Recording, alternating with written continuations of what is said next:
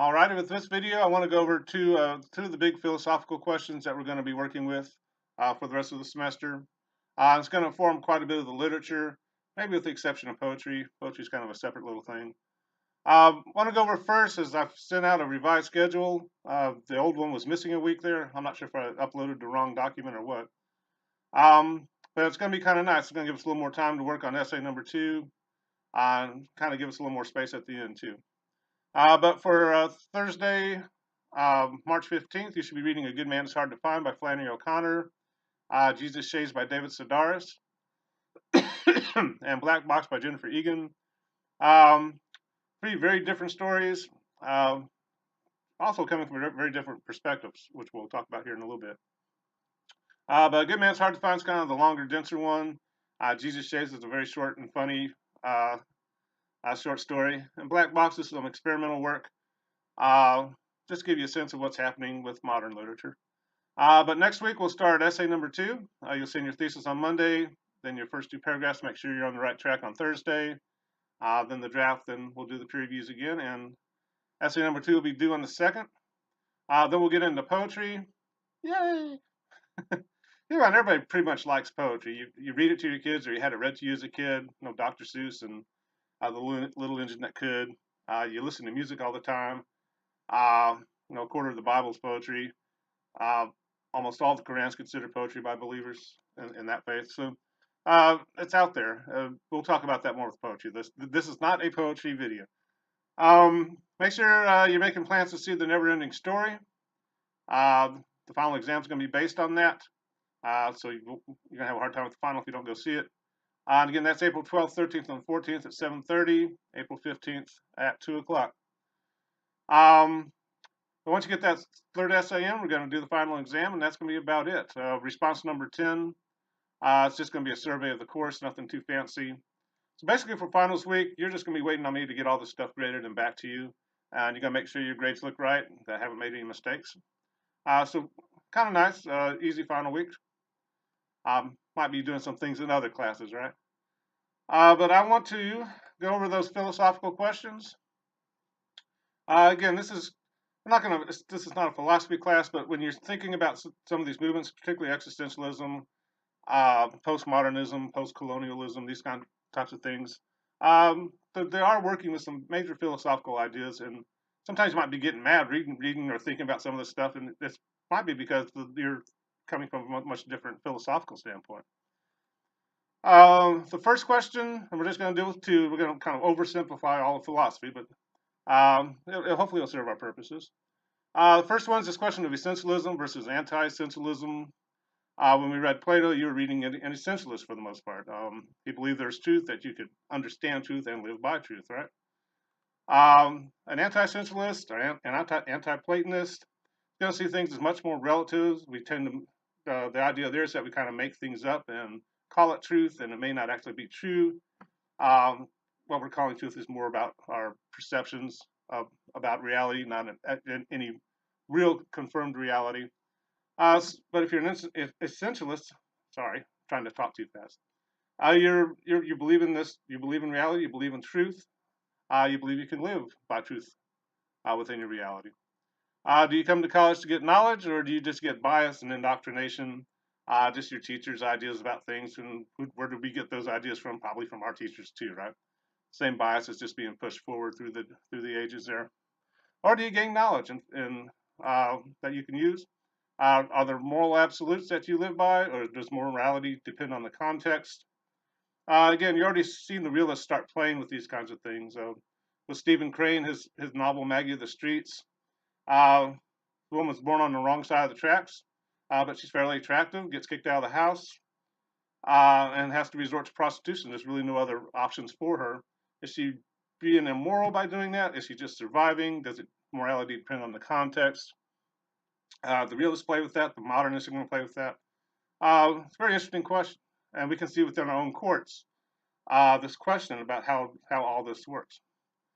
Again, the moral absolutes, you get the 10 Commandments, right? If you're more of an anti-essentialist, that might be strong suggestions, might be good ideas, but we can't believe this was truth handed down from on high. It's just something we made up, and we're going to try and live by and survive as a culture on it. You can see the battles within our culture about these two ideas, right? So does history, do journalists report facts? Um, or is it just reporting a certain bias from a certain perspective, perception and perspective? Is history and journalism more of a creation of a narrative than a reporting of facts?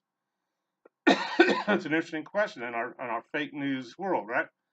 Um, Donald Trump's kind of accusing journalists of moving into this creation of narratives. Um, whether you believe that or not, it's kind of up to you. But again, you can see the battle in our culture with some of this stuff. Even if you believe in truth, you still have a lot of work to do, obviously. Where does it come from? How do you ascertain it? Is it from a book? Is it from experience, like the realist suggests? Is it from this voice within ourselves, like the romantics suggest? Um, it's kind of in, once you find truth, can you live by it? Might be another big question. But you're gonna see our authors playing with these ideas, and sometimes you might be getting upset when you read some stuff. And it's probably because they're playing with these ideas and playing with how playing against how you believe a little bit. The other big philosophical question we're going to talk about is free will versus determinism. And basically, this question is how much choice do you really have in your life?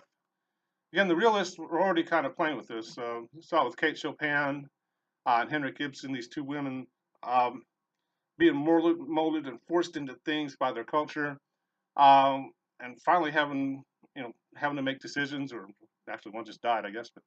But you see people constrained by their environment, by their culture, by their gender, um, by genetics, class, race. So how much choice do we really have in our lives? It's kind of ends up being the question. Um, for example, I'm 53 years old. Uh, Age determines a little bit about, it kind of limits my choices on some of the physical things I can do anymore, right? Um, it's not my fault. I didn't choose to get older. It's just what happens to your bodies. And I strongly recommend not growing older. It's no fun. Um, but also, you probably look at me uh, and kind of see maybe I was never going to be a professional basketball player.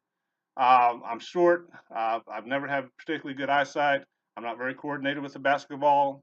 And I kind of hop when I dribble. I usually have to look at the ball. I just was not made for basketball for whatever reason. And that's not my fault. I didn't choose to be this way. It's probably more my parents' fault for passing on those genes to me, right? Um, and same thing. Uh, with Northeast State, did you choose here? Did you make the choice for Northeast State based on how much money you have? Class has a lot of influence on what choices we were able to make, right? Are you gonna be able to send your children to, a good school, uh, or do they have to go to public school that they in the district they live in, and take what you get? So a lot of interesting questions there, and you can see your authors are going to start playing with these ideas and mixing them up a little bit.